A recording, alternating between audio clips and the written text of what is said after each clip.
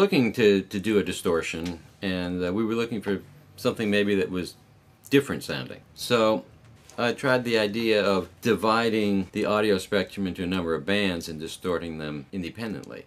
And this was an idea that Craig Anderton had published in an article somewhere circa 1980, give or take a few years. So I stole the idea from him. No, wait, good musicians borrow, right? Bad musicians steal. Needless to say, because this is now done digitally as opposed to done in analog, we can be more sophisticated. And whereas he had proposed a 4-band system, we could fit 10 bands. The thought process behind picking 10 bands was that at any one time, if you're playing a 6-string guitar, that you're likely to get each string in a separate distortion. So if you're playing intervals like, thirds, fourths, fifths, those should be far enough apart to where each one kind of gets into its own distortion band. But when you play a full chord like that, it gets pretty close to it, but there's a lot of harmonics that are created when you're distorting in a multiband sense. Then you're creating all sorts of conflicting harmonics, and as they add back together, because we add everything back together at the end after the distortion, you get a lot of additions and cancellations, and so you end up with harmonics from a distortion that you don't typically hear. So that's really what creates the new sound of the multiwave. For some of the less violently distorted settings, there is this sort of sense of clarity that you can get by with playing some complicated chords, like a ninth chord or something. You can actually get by putting that through this heavy distortion, which just sounds like total garbage on your basic fuzz.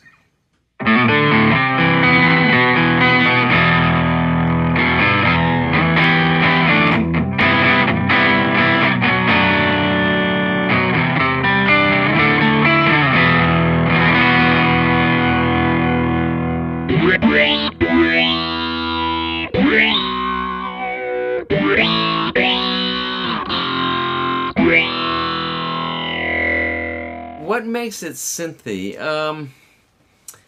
I guess it's the fact that it doesn't sound like a conventional acoustic instrument. It has a strangeness to it that people do sort of tend to associate with things that synthesizers can do.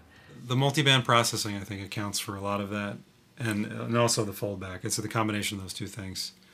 And I'd say people classify it as being synthy, and I do too, just because it creates harmonics and a sound from your guitar that is much different sounding than other distortion.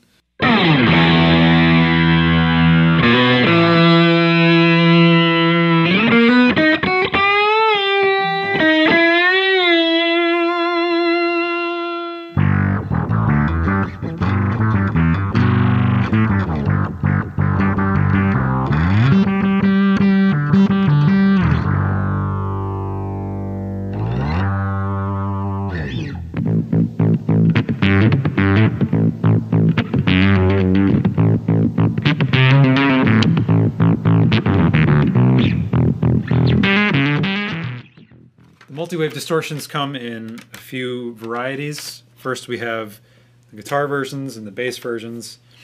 There are a few subtle differences between the guitar and bass versions. Mostly, the bass version has been revoiced exclusively for bass. There's also some differences in the clean, dry mixing. And then the difference between the pro and non-pro versions are that the pros feature the same exact effect settings as the normal version, but also have a 7-band equalizer. And additionally, they have 6 presets, which you can access through these 3-foot switches, and there are 2 banks. You can then fade from one bank to another, morph from one bank to another, using the expression pedal input on the back. There's also a MIDI input, which can be used for externally accessing the presets and also changing some of the parameters with controller messages.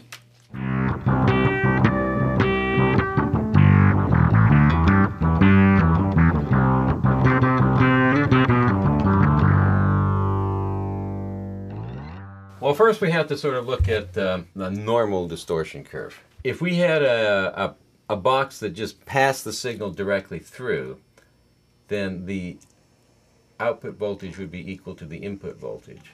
If you're just a hard clipping op-amp stage, would really be something more like this. I should show you what happens with when a sine wave goes into this. Well, it's going to clip it off. Because once the input gets beyond a certain amount, the output just stays fixed. When you fold a signal over like that, and you're not allowing it to stay in a one-to-one sort of ratio from input to output, that folding over of the signal creates a lot of harmonics, and that's what distortion is essentially. And in foldback distortion, instead of going up and then going to the top and staying there and clipping and never getting any higher than that, it goes up and clips, and then if the input keeps going up, then the output actually starts to go down. So the fact that this is not continuing to rise, we call that a foldback. It adds even more harmonics than these kinds of distortions. It really screws up the signal a lot more. So if you put a sine wave signal through this mapping, here's, say, your original sine wave, a pure tone. As the signal increases, the output, maybe it just sort of follows it, but then at a certain point we get to this level, and now we start heading back until we've gotten to some level corresponding to the peak. And then as this voltage unwinds, this unwinds. And then what happens here is sort of the same thing in the other direction. So this is a much more violent treatment of the waveform.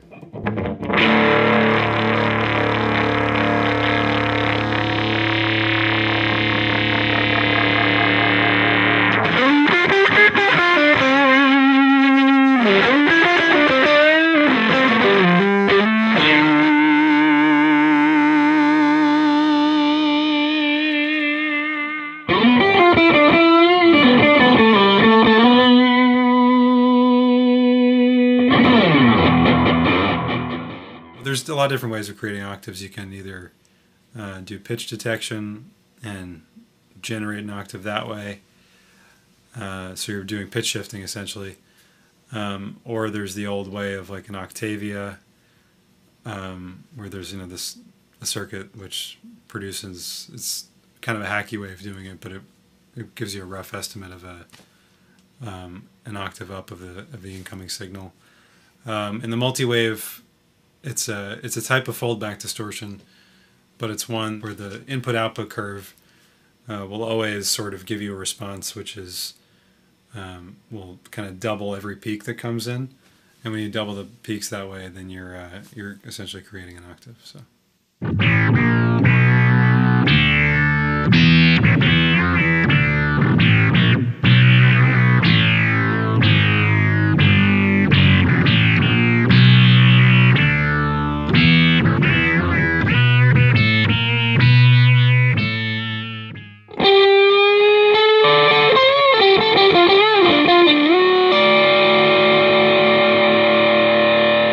About 2/3 of the settings are the multi-band stuff, but then the third of them are really only processed in a single band. That is, the entire signal is put through just a single version of the distortion.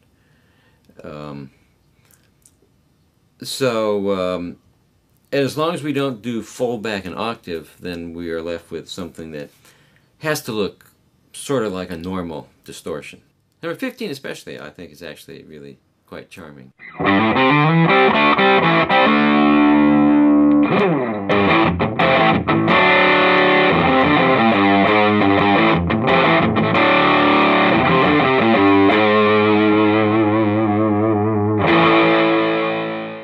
Did you have the tones of any well-known guitarists in mind when creating this pedal?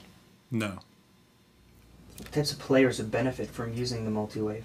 Well, players who are looking for something different. Although, if the product is ever going to become popular, well then, there'll have to be lots of people using it.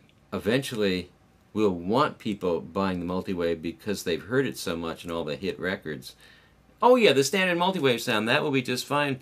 That's just exactly the sound I want because it's the sound that everyone is using, so I want to use the multi-wave. We haven't gotten to that point. We're still currently at the point where we've got to get people who want really different sorts of sounds.